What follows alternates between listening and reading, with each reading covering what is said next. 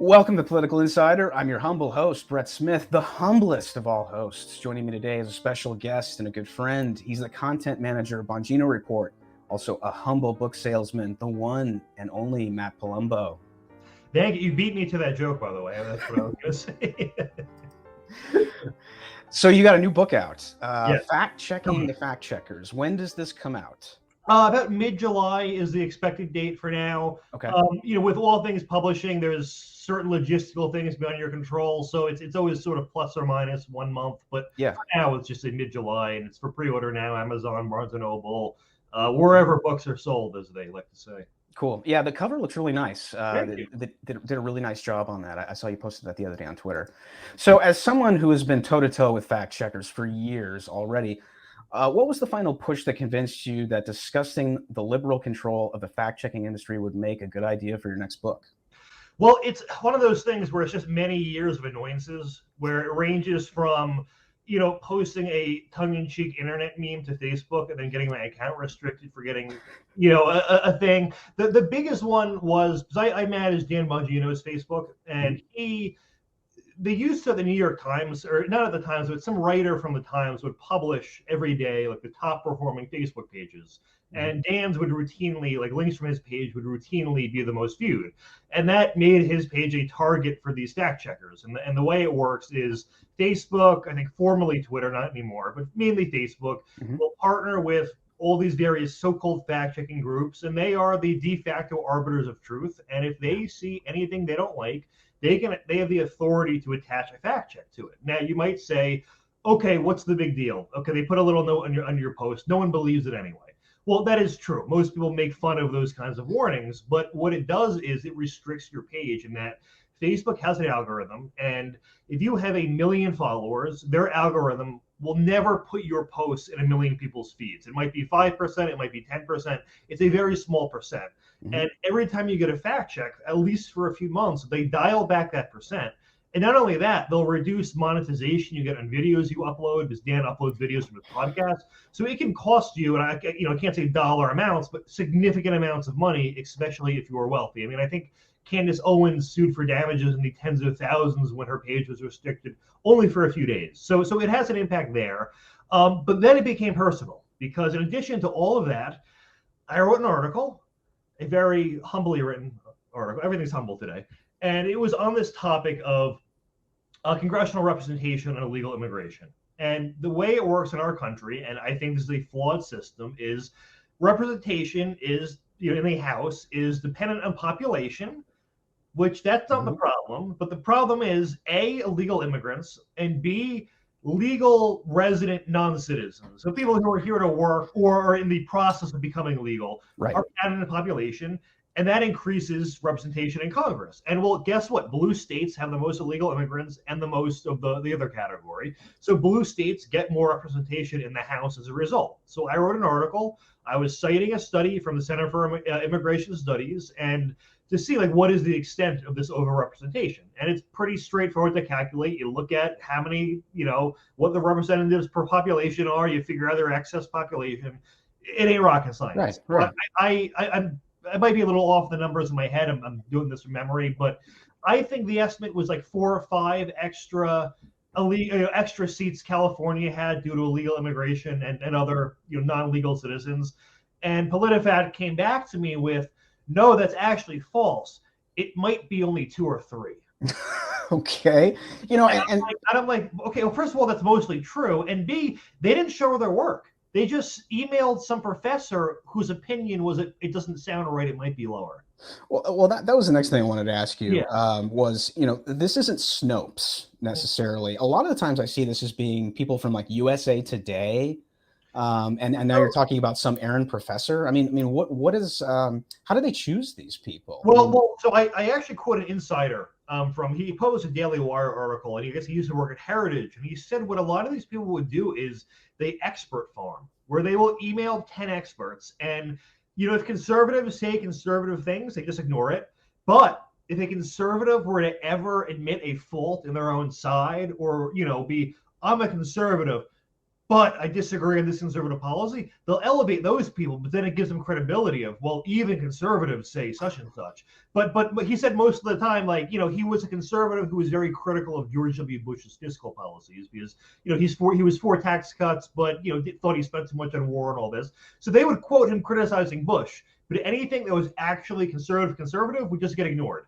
And though one of the things I noticed when going through the directory of who writes for PolitiFact and Snopes and these sites, and PolitiFact in particular, it's all like college kids. It's like these 22-year-olds. And listen, if you're a 22-year-old, economics major, I actually think you're probably qualified to write fact checks in economics, but they make these kids be sort of jack of all trades. So you have a 21-year-old named Jessica with a communications degree, and she's fact checking foreign policy and economics. And I'm like, best case scenario, you can be an expert in one of these topics. There's just no way you know this stuff. And then also, yes, they will rely on experts, but one of the things is you need an expertise in a topic to know if what the expert is telling you is BS. If a biologist told me something, I'm just going to take their word for it. Like I have no BS meter, but I don't know anything. Like when if I'm reading a fact checker on economics, and it confuses the debt and the deficit, I immediately go, oh, this guy has no background in this. It's a trivial thing that a freshman would make as a mistake. So when you know a topic, you immediately know, okay, you have a general idea at least of if people know what they're talking about. But there are certain, like, if it's a fact check about like a chemistry thing, I don't have a clue, and it just has to be a scientist's word against another, and these people are not qualified to write these. And then even one step further, there are fact-checking sites that are exclusive to things like science. Like there's one called Science Feedback, and it turns out they were making up their attributions. So John Stossel, one of his videos, he does like a YouTube series, and he did one on climate change. He got fact-checked, and there was like 3 expert reviewers quoted like almost as authors in the article. So John emailed them, and they wrote back and were like, "We've never seen this video, and having watched it, we agree that you're right."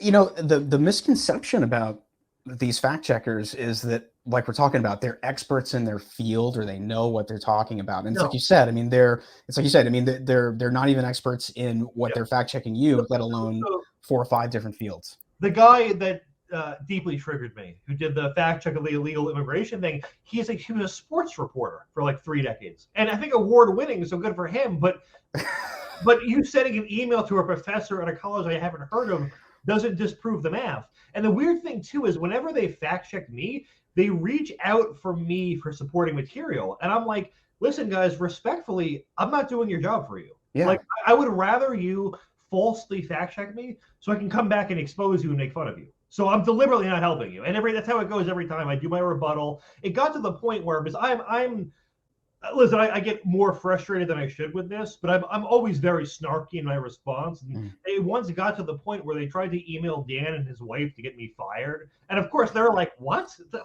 No, we encourage this behavior. Yeah, right. They're like, no, I might actually get a raise out of this. It did not work. I'll tell you that. They're like, that's what we like, Matt. Dan was like, just so there's no miscommunication, double down. I'm like, you got it, Dan. In the book, you deep dive into a slew of examples of fact checkers outright distorting the basis of stories in order to construct basically agendas. Did you have some in mind prior to writing it, or did it take a while to find some good ones? So, I was almost averse to starting the book because I thought, well, it's going to take me forever. Like, I have a full-time job, and then, okay, I got 3 or 4 hours to read PolitiFact articles. And I kind of thought, like, maybe 10%, 1 to 10% would be fact checkable, which is an enormous percentage when these people are the arbiters of truth. But even then, it's hours of reading and then research and checking sources to then at the end go, okay, I guess Bigfoot's not real. All right, but so I had to sort of deliberately go through ones that were hot topic, hot button issues, and then there are also just certain people you realize are bad at their jobs. So like Tom Kerstetter, the sports guy, I just went to his page and just clicked through every article and just was able to sort of skim and get a general idea of what topics does this guy know the least about, and then kind of go there. Things other than sports, obviously. Oh yeah, he did nothing on sports. Yeah. And I've been writing sort of in this theme for 4 or so years. So I had, I think, maybe 20 or 25,000 words already written. in the book. Just and then it ended up being 100,000 overall. It was about 120 at the end, and then there was maybe 20 or so essays where I was 95% sure I was right, but I figured statistically that means one of them is wrong, and I don't want to look like a moron. And it's the kind of book where if you screw up one of them, it kind of discredits everything you say. So I didn't want to take any risk. And a few of them, since submitting the book, have turned out I was totally right, but maybe in a sequel. So that was the process. I also had people sending me stuff. There was a guy named Brian White who ran a site called PolitiFact Bias. And then he knew other people that were doing fact checks of fact checkers. So they would send me ones they've already written, and I would do sort of like my own spin on it, where I would cite them and give them a credit for, thanks for sending me this. And then I would sort of summarize what they already rebutted and then do my own stuff on top of it. But I would, maybe a dozen or so of them were from in that format. Most of it was just me searching nonstop. And what else? Oh, and then I would just people on Twitter. Once it was known I was writing this book, people would just tag me like, "Get a load of this stuff." And it got to the point where I was, God, all I want to do is submit this book, and then every single day there was one more new thing where I'm like, more stuff. 4 hours of my time gone. What do you think about these new Twitter fact checkers that we've got? Good. Yeah. So to give context to people who aren't on Twitter, which I don't recommend. I think maybe 2 years ago, at least 1 year ago, there was a new service called Community Notes. And it was supposed to be you, the user, can fact check posts. And you submit a correction, people can go on this, I don't know where they go and see it, but some people can go through some interface and see it, and then they can vote on your correction. And if your correction gets determined by the consensus to be popular enough, you can then censor people's posts. And until Elon Musk took over Twitter, that was only used to fact check right-wing posts. So the problem with any service, in this case fact checking, is the enforcement is the only thing that matters. And that So once Elon took over, it's been democratized. Where Biden's getting fact checked, even Elon's been fact checked by it. And Republicans get fact checked all the time, but that's better. Like we want it to be everyone. And we're going to be wrong too. People on our side, politics is all hyperbole, and we have a vested interest in knowing what's true. And this is, listen, you are. The problem with fact checking is no one knows 100% of things. So the question just becomes then, like, if we are going to have fact checking, and it seems like it's not going anywhere, what has the highest percent accuracy is the best we're going to be able to do. And that kind of system seems to be the best as of now, in that it's not based on one person. It's not based on some 20-year-old with a communications degree who works for an organization that's been funded by Soros and Bill Gates. It is going to be us. So, and there's even evidence, like, for instance, with Wikipedia. This is not true of their politically charged pages, but of general pages like, a celebrity, a TV show, it's more accurate than Encyclopedia Britannica. And that's because the second there's an error, there's always going to be one guy who knows. No, actually, that's not the case. Now, the problem, as I mentioned, with the political pages in Wikipedia, their editors there are overwhelmingly leftist, and they are gatekeepers. Right. But if it was the Twitter system, it wouldn't be that way. Yeah, it's interesting. The fact checkers on Wikipedia obviously have an agenda, the political ones, but when it comes to like pop culture, music, movies, I go there often. It's all fanboys then, not like sycophants for a cause. Exactly. So I feel kind of like, okay, the guys who are contributing these fact checks or updating it are passionate about this stuff. Correct. They love it. They want it to be accurate, and they see it as just as an improvement. You got something wrong, we'll correct it, and on top of that, I'm going to add some stuff. So I think it's cool, and I like the community notes in Twitter. I think it's a really positive step in the right direction for making it an overall better site. And I gotta say, I love seeing fact checks attached to Biden's tweets and the White House and just the communications KGP. I think it's great. It's so refreshing because finally they're getting they're getting a taste of their own medicine, and that's never really happened before until now. There was that Thomas Silk quote. He's like, when you're used to when you're used to special treatment, then equality seems like discrimination. And there are liberals who are blowing up on this. I'm like, it's being weaponized against us. And I'm like, no, it's. Here's the thing. Even if we were to go to a system where Republicans, like 100% of teachers and college professors are Republicans, 100% of fact checkers are Republicans, 100% of Hollywood, that's just starting point one for us. Like we would have to do that for 50 years to break even on the coin. So this is just still a drop in the bucket. No, I just love it when our side runs their own game back on them. I think it's probably one of the most powerful things you can do. And because they really don't have an answer for it, they don't know how to respond because that's never happened to them before. They often try to weaponize our morality against them. Like if we were to go after a leftist, they'll go, "Well, I guess this is cancel culture against me," and I'm going, you know what? You're the one who spent the past 10 years saying there's no cancel culture and weaponizing it against me. So listen, if Barry Weiss was getting canceled, I'd go, all right, listen, she's consistent. She's kind of annoying, but she's consistent here. If you're perpetuating cancel culture, I have no sympathy when it comes back to you. And yeah, I guess it technically violates my principles, but I honestly don't care. Remzo Martinez, one of our Political Insider contributors, mentioned his favorite section of your book was the part entitled Adventures in Mental Gymnastics. Yes. Tell us about what your goal in that part of the book was. So I read a study a long time ago and the results are, like, I think it's bleak but funny, that if you're trying to convince someone of something, if you can come up with a very well-crafted, pithy insult, it's actually more effective than citing a study with evidence and reason. So this chapter is the best of both worlds. I've got my evidence and then also extreme mockery. And it's a little different in that it's not the type of analytics where I go, hey, they misquoted this study or they misquoted this study.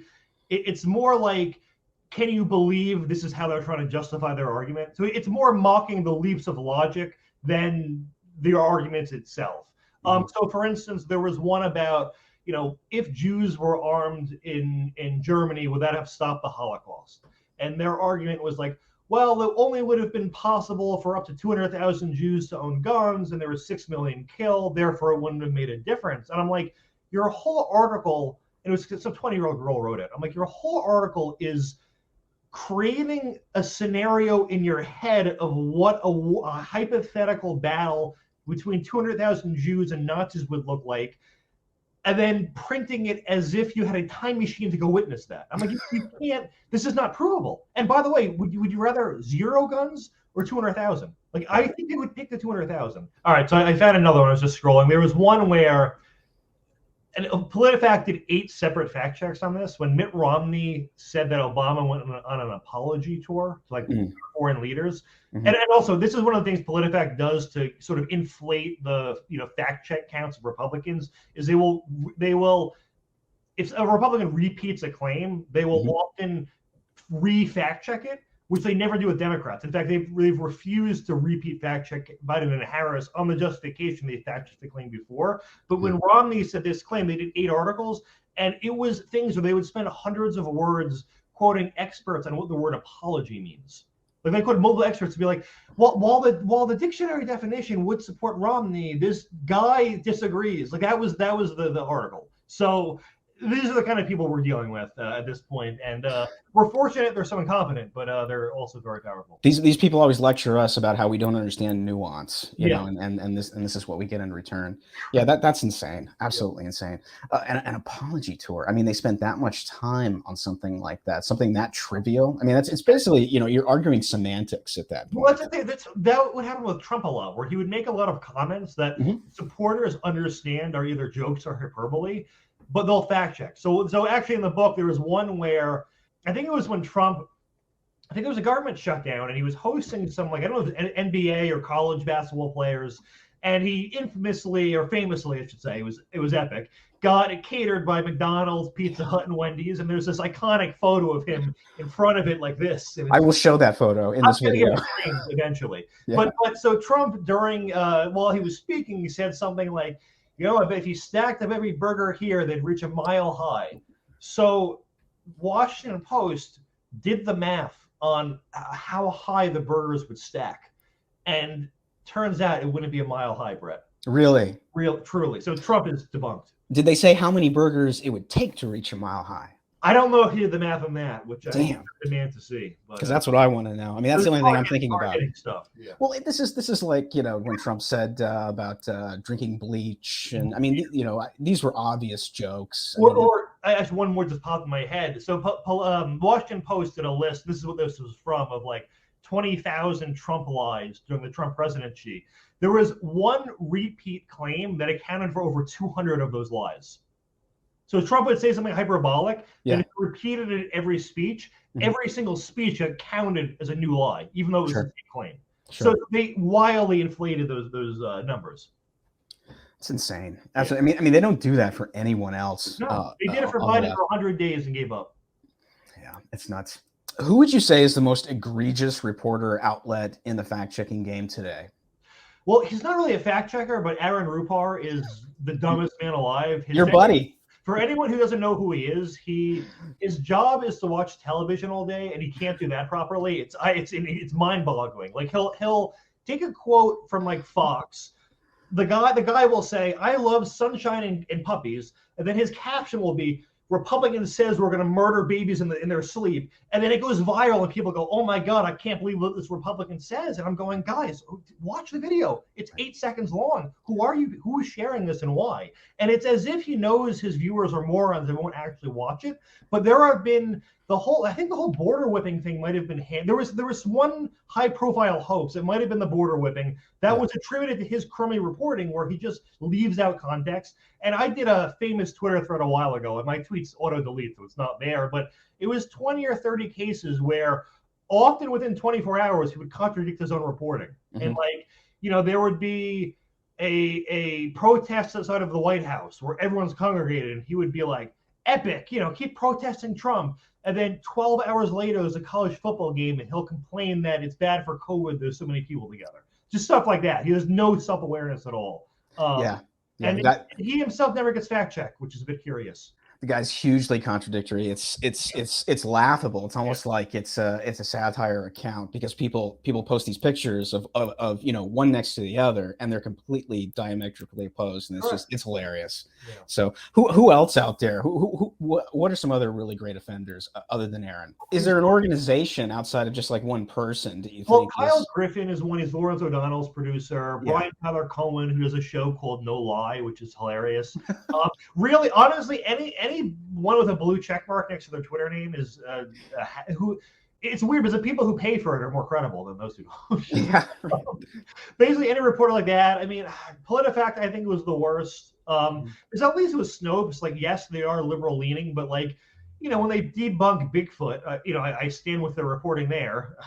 Sure. But that's really it. But PolitiFact's got to be the worst, hands down. Yeah. Yeah, absolutely. Yeah, more than likely. Well, sadly, we're out of time. Matt, go ahead and give everyone your social media coordinates so they know where to find you and your work. I am Matt Palumbo 12 on Twitter, which you'll probably see on the link to this episode. And you can pre-order the book from Amazon. Amazon, Barnes & Noble, Books A Million, Target, Walmart. I think I've seen pop up in the Google machine. But yeah, those are the big ones. Awesome.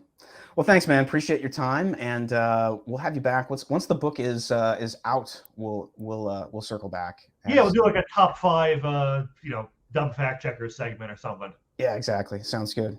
Thanks again, man. Appreciate it. Thanks.